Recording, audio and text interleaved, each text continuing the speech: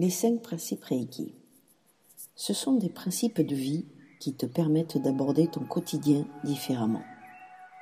Nous restons humains, avec nos peurs et nos angoisses léguées par notre patrimoine génétique. À nous de nous faire une place en tant que personne, sans pour autant rejeter ce qui nous a construits et fait de nous qui nous sommes. Être en accord avec nos pensées et nos actes. Le libre arbitre, le lâcher-prise, ces 2 mots que l'on connaît, mais qui ne font pas systématiquement écho dans notre quotidien. Dans ce podcast, je vais essayer de t'expliquer ces principes Reiki. Ils sont à prendre comme des principes de vie au sens philosophique du terme. Tout au long de cet audio, tu auras certainement des mots, phrases, ou bien tu auras vécu des moments similaires. Certains feront résonance dans ta tête et d'autres pas. La seule chose à faire dans ce cas, c'est de prendre en considération ce qui fait écho en toi et de mettre le reste de côté. Si tu te sens en accord avec ce que je dis, cela signifie qu'il te faudra travailler sur ces points particuliers. Juste pour aujourd'hui. Ces 3 mots sont le fil conducteur des principes Reiki. Ils te ramènent continuellement à l'instant présent. Le temps est une notion créée de toutes pièces par le mental. Ici et maintenant est l'unique réalité. Il n'y a eu, il n'y a et il n'y aura toujours que le présent. Vivre dans le passé ou dans le futur, c'est être prisonnier du temps et de son mental.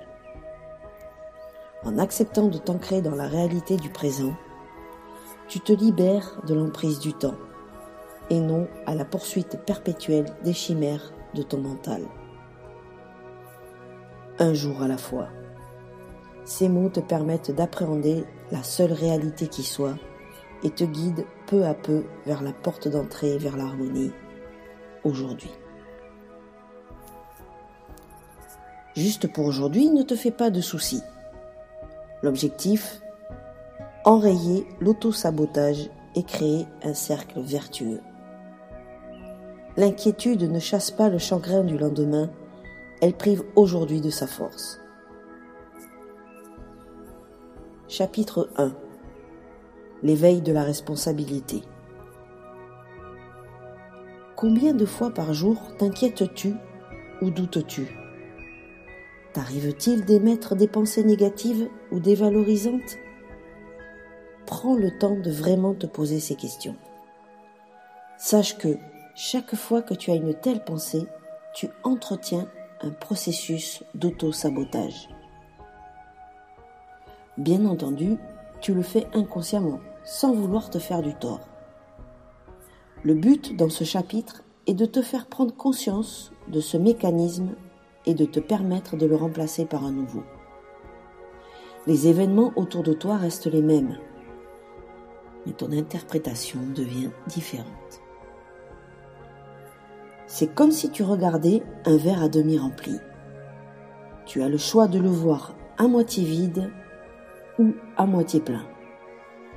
Les pensées émises sont totalement opposées et la palette d'émotions qui en découle également.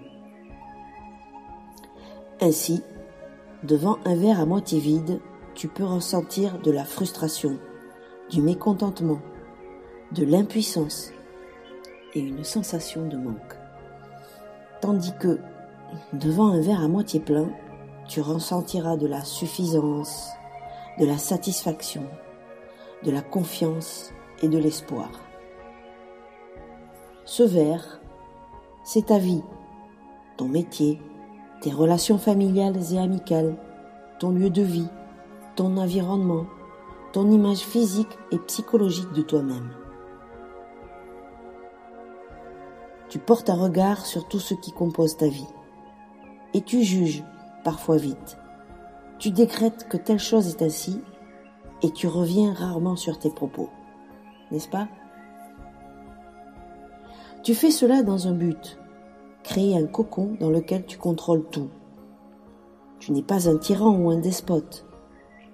Tu es simplement un être humain en quête de sécurité. simplement un être humain qui a des blessures, des peurs et qui souffre. Entretenir cette vision de la vie ne te permet pas de guérir ces blessures. Elle jette simplement un voile dessus sans te permettre de t'en libérer. Ne laisser s'exprimer que ces parts d'ombre, c'est choisir de vivre dans un cercle vicieux. Que penses-tu obtenir en affirmant « Je n'aurai jamais ce travail ». Bingo, tu n'auras probablement pas ce travail. Et tu pourras te dire « Je le savais, je ne mérite pas ce travail. Je ne suis pas assez compétente. Je n'ai pas su mettre mon savoir-faire en avant. » Oui, tu as émis cette pensée, tu l'as ressentie comme si c'était une vérité. Tu as formulé cette demande à l'univers du plus profond de ton être et il t'a répondu. L'univers n'a pas cherché à te faire mal. Il a simplement répondu à ta demande et aux énergies que tu lui envoies. Il n'est pas contrariant, tu sais. Au contraire, il t'entend et il te donne raison. Une pensée négative saurait-elle générer un événement positif ? Un sol toxique saurait-il voir fleurir de belles fleurs ? C'est là que le mécanisme d'auto-sabotage se met en mouvement. Tu fais toutes ces choses inconsciemment, sans te rendre compte de la dynamique dans laquelle tu t'enfermes. Mais tu es responsable des énergies que tu envoies. Bien souvent, tu peux chercher un coupable de ton mal-être à l'extérieur. C'est la faute d'un tel, de la météo, ou tout simplement la faute à pas de chance. Mais quand reconnais-tu ta part de responsabilité ? Tu as, aujourd'hui, l'opportunité de prendre conscience de ton rôle dans ta vie, de reprendre les commandes et de commencer à créer la vie que tu mérites. Tu peux, aujourd'hui, choisir de devenir un créateur conscient. Toi seul décides des énergies que tu émets, des commandes que tu passes à l'univers, du processus créatif que tu souhaites mettre en œuvre. Sors de ta routine, de tes croyances, de tes blessures et de tes peurs et crée ton monde. Choisis de voir ce verre à moitié plein et surmonte les élans de pensées négatives qui trouvent leur place machinalement dans ton quotidien. Tu as le droit de changer de point de vue à tout moment, de réajuster tes pensées, tes opinions et tes interprétations. Prends ce droit et commence à bâtir ton nouveau monde. Votre comportement est le reflet de ce que vous croyez vraiment. Comment choisir le positif ?